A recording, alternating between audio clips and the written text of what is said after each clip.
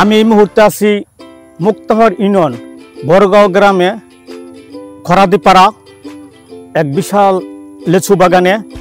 আপনারা দেখতে পাচ্ছেন খুব সুন্দর সুন্দর লেচু।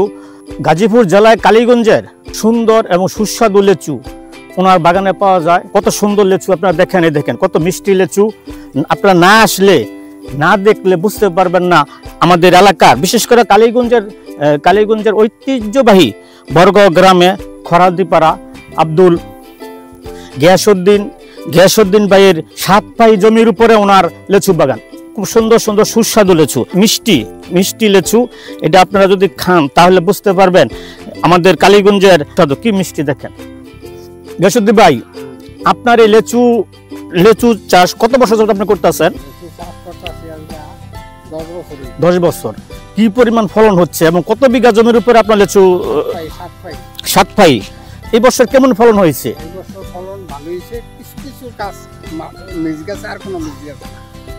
এখন কি আপনি কি বিক্রি শুরু করছেন? এখন এই বছর কেমন দাম পাইছেন? কেমন ভালো পাইছেন? উনি একজন সফল ব্যবসায়ী এবং একজন সমাজসেবক। গিয়াসউদ্দিন ভাই অনেক ভালো মনের মানুষ।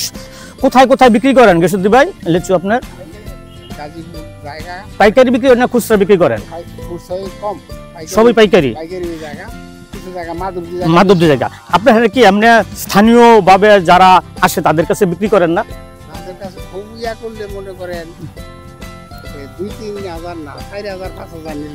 মানে 5,000-5,000-এর নিচে আর বিক্রি করেন না, কারণ বাংলার যে একটা খরচ আছে।